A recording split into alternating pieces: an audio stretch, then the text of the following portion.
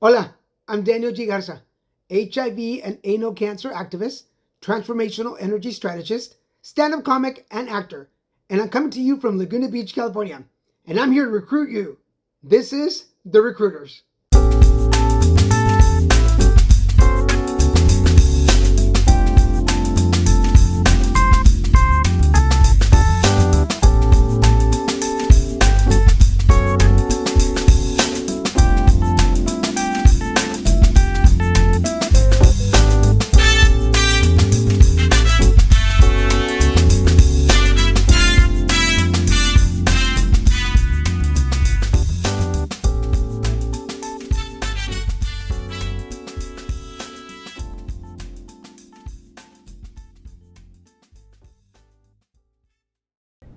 Hi, and welcome to The Recruiters. I am former New York State Senator Tom Duane, and I want you as a new recruit. Here, I'm recruiting you because I want you as a new recruit who's going to reach out to people you know, and this is crucial, people you don't know, but who share your values. You can find them, and when we do that, we can help each other, and we'll recognize opportunities where we can fight for change together, and then we'll feel less alone and more hopeful and braver about confronting the many challenges facing our democracy and movements for progressive change around the world. And today you'll be hearing from people who did just that, and I hope you'll be inspired to do something yourself, because this is The Recruiters and we are recruiting you. I'm Charles Sanchez, and it's time to rally. Darling, it has been a Queer Pride summer. I'm making it a Queer Pride year, a Queer Pride decade. The more President Orange J. Turd and his undereducated MAGA base try to criminalize us or kill us or erase our existence, it just makes me sing more show tunes, spout more words of glamour and liberty, and engage in much more butt play. Their hatefulness just makes me more fabulous. I heard a really cool statistic recently that although the LGBTQ plus community make up only about 10% of the population, GLAAD reports that 55% of straight adults in the US consider themselves queer allies. 55%! Holy cow, that's amazing! So, here's my question. Where the fuck are you? I see a few posts here and there about pride and you say you're an ally, but one of my pet peeves is when someone says, I'm not gay, but I'm an ally. If you're a true ally, you don't need to qualify it. You wouldn't be afraid that someone might think you're gay by association. Just stand for us, stand with us, and the haters be damned. I mean, people are constantly mistaking me for a straight guy. You don't see me crying. So, what does being a queer ally look like, besides walking beside me and telling me how cute I look? Allies just don't show up at parades and parties. Allies educate themselves about issues facing the LGBTQ plus community. They learn about our experiences, our challenges, and offer support. If you want to be a more involved ally, here are some things you can do. Post about queer issues on social media, and express your disdain at all the anti-trans and anti-queer bullshit coming from this administration. There's a great storytelling site dedicated to giving allies the opportunity to declare their allyship. It's called Bursting Through. Check out burstingthrough.gay and declare. Educate yourself on LGBTQ language, putting people first. Use your pronouns. When you put your pronouns in your social media bio, your email signature, your business card, you're giving other people permission to do it too, as well as giving a welcome signal to queer folks that you're a safe person. Shop at queer stores. Eat at queer restaurants. They're always better anyways. And one last way to be a queer ally is to be a good friend. A lot of us in the LGBTQ plus community are frightened, not only of what might come next out of the White House, but what kind of violence the MAGA kooks who are emboldened by the president might do. Please, check in on us, spend time with us, and tell us how cute we look.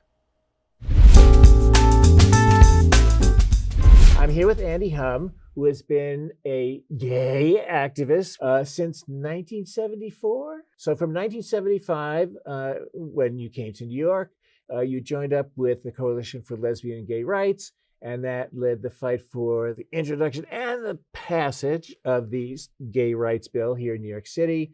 Then you went on, you were Director of Education at Hetrick Martin Institute for LGBTQIA, I'm just say queer youth. And you led the fight for explicit AIDS. And now you're a journalist, you're sort of an activist journalist, but a journalist. And that's been since the mid-70s. That's a long time. And has served as a co-host with Ann Northrup, who we love, of the National Gay USA Weekly Cable Show. And you've been doing that since 1985 till now. And you have a very impressive 30 plus years. Oh, I wish I were rich instead of famous. Oh, and I have heard you say you want to retire. We both want to retire, but we can't. No, not during these times. Let me ask you a question. I am like, everything I fought for is being eroded. It's being taken away. And that's part of what this show is about. A big part is like, what are we going to do about that? We're going to have to do it all over again. That sucks. I thought we could just advise from the sidelines, but no, we got to be in it.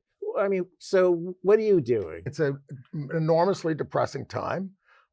We have to start thinking bigger about what kind of a resistance we're going to do. I mean, it's nice that we can turn out 1 million people across the country. We've done it several times, but it's got to be more like 11 million people on a regular basis. So the resistance has to grow fast. And a lot of people, you walk around New York, they're not thinking anything, it's all right, we're all right. No, we're not all right. No, everything is terrible. And I think people should be more angry. Yes. Very angry. And we also have to have some joy. Otherwise, we won't be able to get through it. We always try to start our show with a couple of good things that are happening. There are always good things that are happening. There are always people standing up for themselves. Where are we going to go? I mean, we have to start thinking bigger and outside the box. I always thought the heroes, they were in the South. Now, New York, no big deal if you're queer, right? But the people in the South, they were the really brave ones. Yes. But now, we're all going to have to be brave. We're going to have to move to something, or if we're going to survive, to something like devolution, the way they did in the United Kingdom, where Scotland got more power and Wales got more power, Northern Ireland got more power. The states are going to have to get more power. They're going to have to stop telling us what to do. Look, we're at the point where it's bad to be associated with this federal government. Oh, you know how we work so hard to get federal recognition of the Stonewall Monument, right? I would rather not have federal designation than have the Park Service involved, because they can't even say trans. I want to ask a question. So, ACT UP, a good model. Could it be a better model? How do we tell young people about it? Because they were angry and effective, but people don't know about them. And there was some joy because people used to meet each other at date, going to the meetings. How do we create that kind of activism again? Well, everything has changed. I mean, it's that damn internet, which has also changed the whole way we communicate and the way we share information. Could be the devil. Well, you can't put the genie back in the bottle. You're gonna have to deal with things the way they are. Mass meetings like ACT UP, I don't know if that's going to happen again. This group 50501, I don't even know what they are, but they put out a date and 1 million people show up in 700 cities across the country. Amazing. They did it twice in April. We're doing it on No King's Day, June 14th, which is Trump's birthday, and when he's having the military parade. We're going to be demonstrating in every city in the country. And because I've used strategies, you've used strategies to get stuff done. We got to think of new stuff, and we will. I have confidence that we're going to. I mean, even people like me are worried about leaving the country and trying to come back and having them grab my phone and say, "Oh, you were doing this, and you're going into detention now." No. And I'm a citizen, but if you're a green card holder, you're not even leaving the country now. Don't leave the country. Right? Absolutely. How terrible is that? How tough are you going to be on elected officials? Are you going to talk about things that they should be doing? Trump this week said, "I'm taking all federal funding away from California because they let a trans athlete compete in school sports." Turned out to be a losing issue for us. The terror that they are inflicting on transgender people in this country is absolutely outrageous, and I'm outraged that more people aren't standing up for our trans brothers and sisters. Yes, and a lot of gay white men are like, "Oh, it doesn't have anything to do with me, just get on." No. This is how they are going to come for us, like they're coming for them. But I have a question for you. You have written for the non-gay media, but there are a lot more queers in journalism. Yes.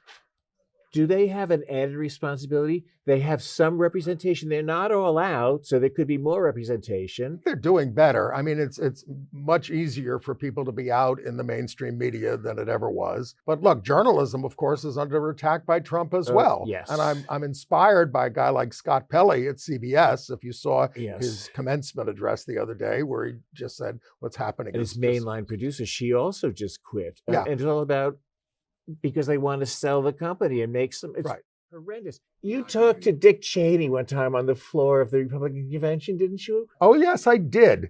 At a Republican convention. Yes. And I don't even remember if we had this on film, because Gay Cable Network used to go down there and cover the conventions. I am a religious watcher. I'll tell you a first story. First one was with Bob Dole. Yes. And he's at a big gathering of reporters. And I pipe up, is there a place for gay people in the Republican Party? And he glares at me and he goes, maybe somewhere, like that. So he was a hard guy.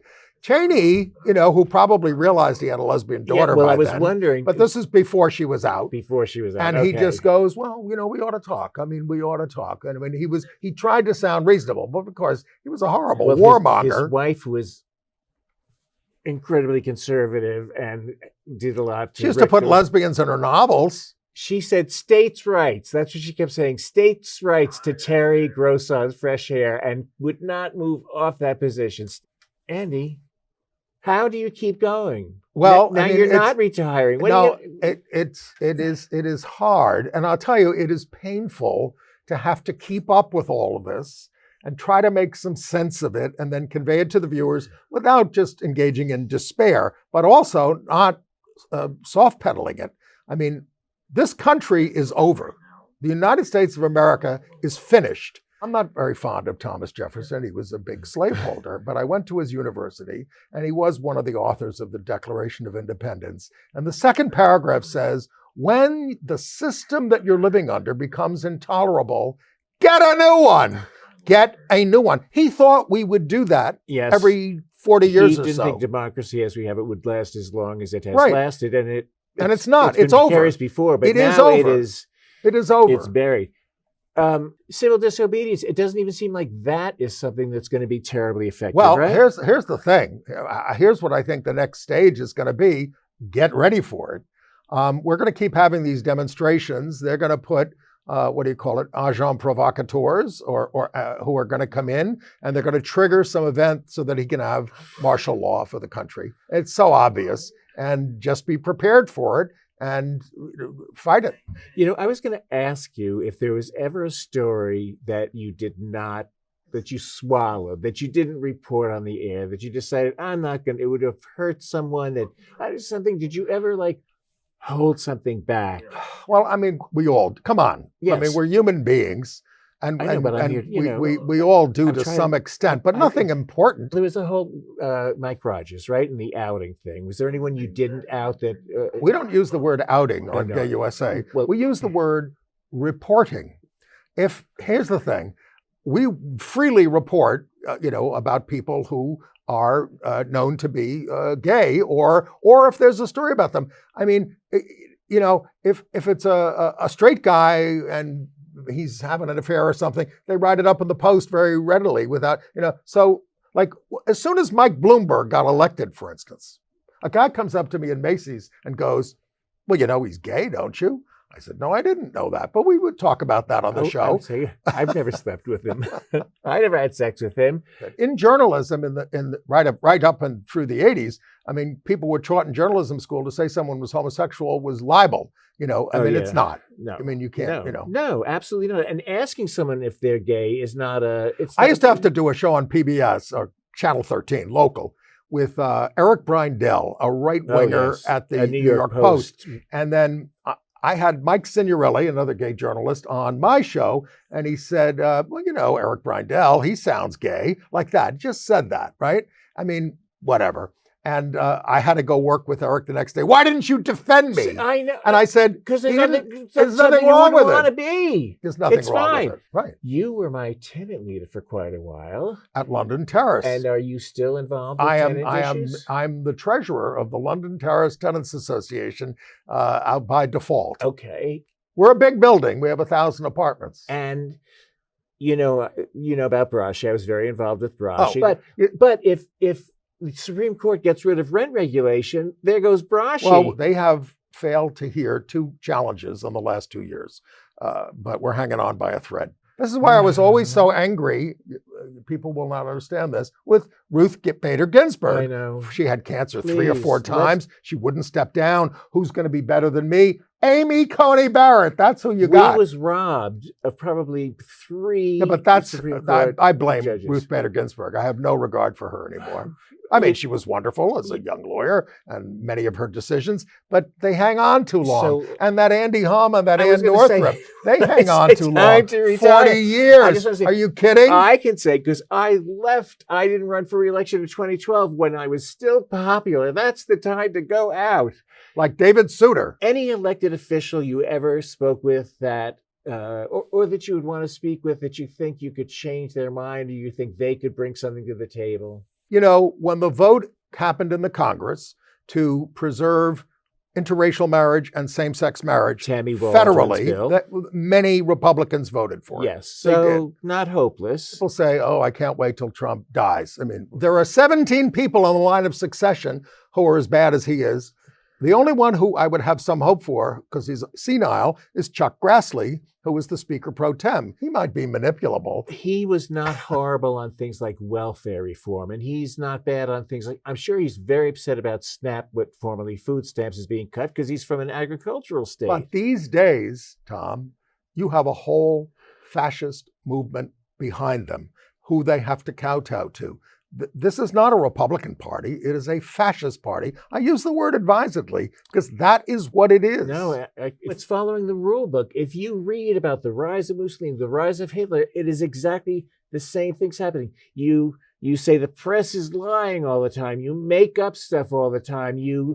The other, what's happening with immigrants, the other people, they're a problem. We got to get rid of them. I mean, this is the same thing. It's people are going to miss them a lot. Yes, a lot. And our country is going to be far worse. If the less diverse it is, the less good we're going to be. They just showed all these ranchers in Texas who say their ranches are going to hell because all their labor was immigrant, and they have left. They are in hiding. They have left. Trillionaires. They can't. They're going to go under. They're having trouble picking, crops. Who is going to take care of kids? More importantly, who is going to take care of older people? We're going to get older. I'm going to say we can't live in fear. Like if I go to the airport and they want to detain me and want to make a case about it, we'll have a case. I mean, I'm not going to leave my laptop at home. I'm not going to live that way. Of course, I'm a privileged white guy, even if I am gay. Really, it's terrible. I want to go through the street saying, do you know how terrible this is? I mean, you feel the same way, right? Yes. Like, wake up. When I say that literally 1 million people show up for these demonstrations across the country, they do give the figure of a certain percentage that you need out there. And in the United States, it would be 11 million people, because they say at that point, you have so many people out in the street that the soldiers who were sent to put it down have family members in the demonstrations who they don't want to shoot. I did not know that was the thing, Yeah, but that it's makes a percentage. A lot of sense to me. It's a percentage. I mean, in Europe, they do it. In South Korea, they do it. But you have to get out in the street and you have to stay there. You can't just show up, wave some signs around and go home. No. You have to stay there and say, this cannot stand. You have to make it part of your life. I do like what, going into these Republican districts and making trouble for them. That. And, but we haven't peeled off enough people in these districts. I mean, we think we're going to win the midterms, which is much too far away, 1.5 years. Don't take anything for granted. And I'm not a conspiracy theory kind of guy, but, there's no paper trail for these things. Who knows what's happening? Trump won every swing state. That's a little peculiar, but just enough not to have a recount. I mean, he wants a 3rd term. Right. Midterms, who knows? Long term, who knows? Right. So offer some hope. I'm having you here because you have experience. No, you have been doing it for years. I feel terrible every day, but and I know people sometimes just want to put their head, under the covers or not watch the news. But I feel better fighting. I do too. And I'm not even working the hardest. My friends in Rise and Resist, they are out there several times a week. They dog Trump at every stop. They dog all of them. And you get a sense of agency when you fight back. you know, Yes. but and that's what people have to do. Black Lives Matter. All those young people, were they all working at Starbucks and then they weren't working at Starbucks because it was closed down during the pandemic? Where are those young people? Well, and that's a question, because a lot of these demonstrations, it's a lot of people, you know, with white hair. For instance, the people protesting, you know, the Israel-Gaza war, they tend to be young. That's The true. Black Lives Matter tend to be young. So people will be looking for, and look, where are the student movements in response to the destruction of higher education? They're afraid because they'll have their pictures taken, they'll have their records sent in to the government. I mean, Well, if you're a foreign student, sure, because they will deport you in a minute. even people who had legal citizenship, people who held a green card, Yeah. people who were on their way, but Oh, they of can't. course, I it's mean, furious, they can't but- be on the streets. They'll have their picture taken, and they'll be The taken question off the is streets. when average people are going to start feeling the effects. Look, people voted Trump in because they felt the effects of the price of eggs. I mean, seriously. I Even though mean the it. economy could not have been stronger. Right. Most people do not pay any attention whatsoever to what we're talking about or any of this stuff. And then they just go into the voting booth on a feeling or what their neighbors are saying. And then they say, I'll vote for the other guy. Right? In 2008, there was a we never thought we were going to have a black president in this racist country. But things were so bad in the economy that people said, let's vote for the other guy. And we're called the recruiters. So that's why I'm asking you how to get people. How are we going to recruit people? But we do tell people about organizing that is going Yes, on. you do. It is inspiring to hear from viewers. We decided to start a pride parade in our little town, because we watch your show, that kind of stuff. I love speaking with you because you are good with stuff. You're so quick on your feet too. We're all in And this together. You are a treasure. We love what We're you all have. in this together. Yes, same struggle, same fight. Thank you very much.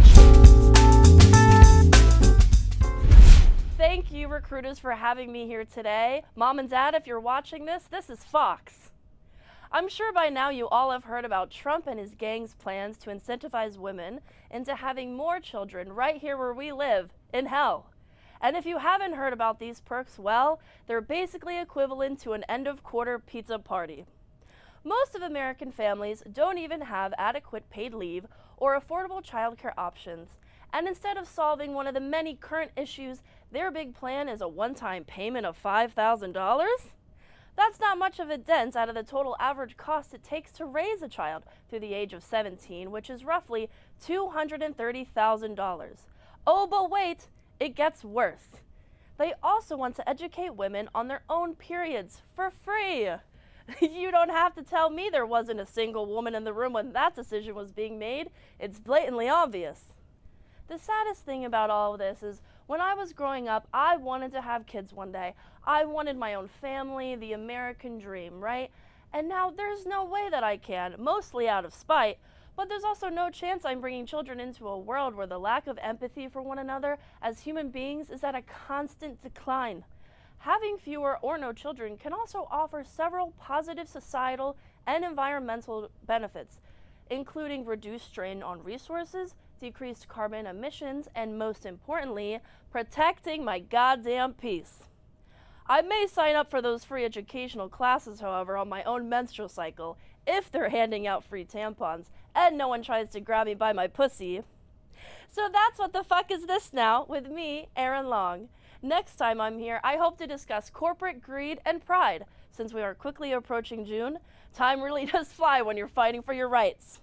We'll talk about how and where to spend your money this Pride Month and every day. So it's going to what really matters, the gays. Hey, thank you, recruits, for joining me and my guests today.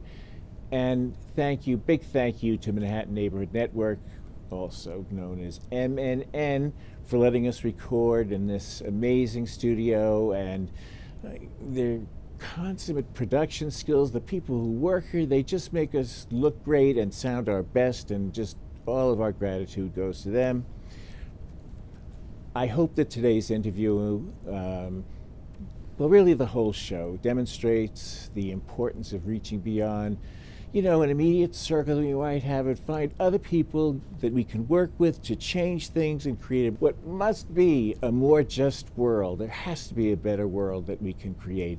And yes, it starts at home, where you might be sitting on the couch feeling depressed, but no. You got to get outside and get to work, because that's where the joy is. That's where the little victories are. And together, we're going to not only do our own part to change things for the better, but we are going to recruit other people to help change the world. So please join us next week on The Recruiters. Thanks so much.